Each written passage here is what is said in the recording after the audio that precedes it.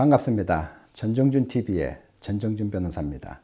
여기는 미국의 수도 워싱턴입니다. 유승준, 이젠 한국당 못 밟나?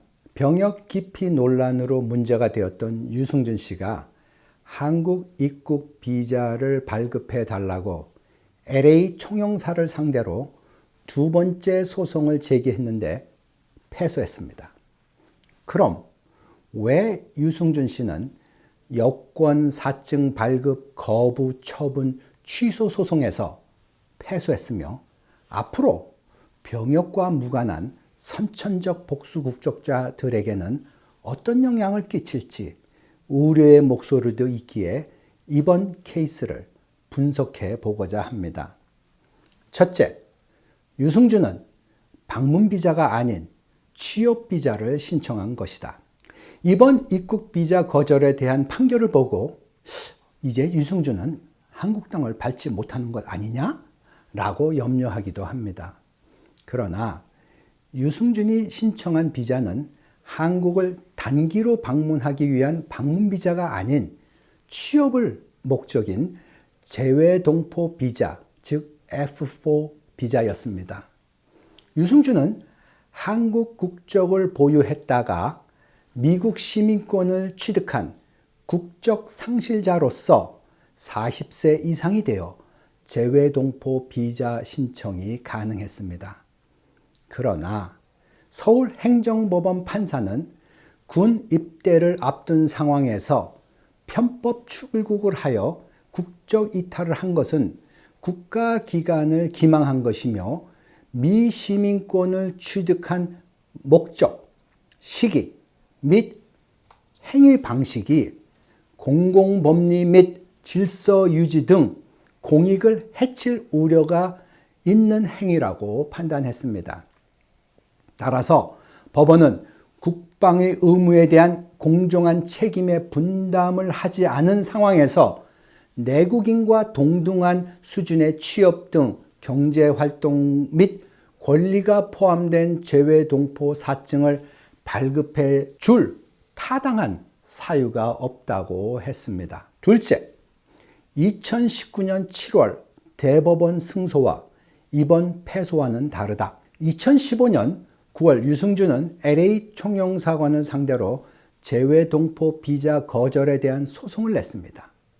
2019년 7월 대법원은 LA 총영사관이 법무부 출입국 공항 입국 금지 조치를 기준으로 비자 발급을 안 해준 것은 절차법상의 문제로 유승준의 손을 들어 주었습니다.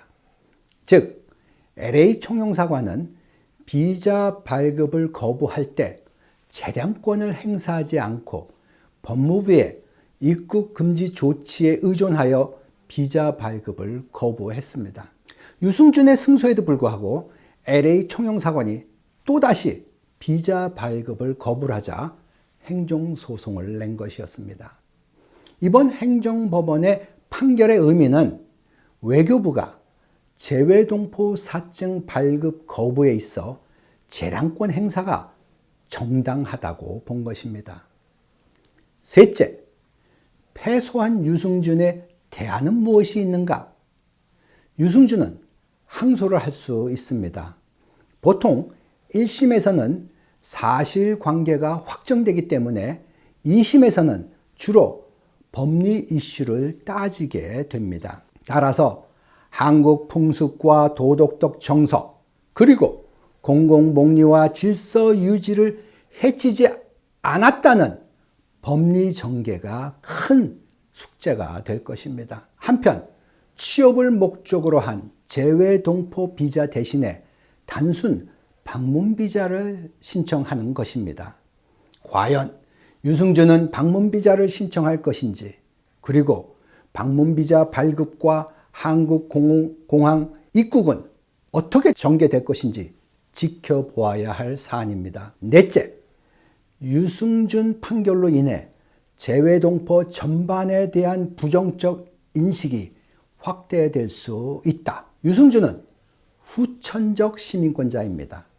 그러나 선천적 복수 국적자는 해외에서 출생한 사람들입니다. 즉 병역과 무관함에도 불구하고 홍준표법 등 국적법은 선천적 복수 국적자를 잠재적 병역 기피자로 몰고 가는 방향으로 개정되었습니다. 이번 판결을 계기로 국회는 해외 동포에 대한 잘못된 부정적 인식에 편승하지 말고 9월 30일 전에 대체 입법을 통해 바로잡아야 합니다. 일부 지도층이나 정치인 자녀 그리고 소수의 해외 동포들이 기회주의식으로 복수국적을 악용하는 것을 막고 동시에 병역과 전혀 무관한 대다수의 해외 거주 선천적 복수 국적자들과 구분되는 국적법을 재정비해야 합니다. 결국 한국에 출생 신고가 되어 있지 않는 해외 출생 선천적 복수 국적자 남성과 여성은 자동 국적 상실제를 채택해야 합니다. 또한 부모에 의해 출생 신고가 되어 있으나 한국에 거주하지 않는 남성과 여성도 간단한 절차를 통해 국적 이탈을 가능하게 하여 한인 2세들의 미공직이나 정계 진출의 장애물을 없애주어야 합니다. 왜냐하면 해외 동포는 국익을 위한 인적 자산이기 때문입니다. 오늘도 마음을 나눠주셔서 감사합니다. 여러분, 승리하세요.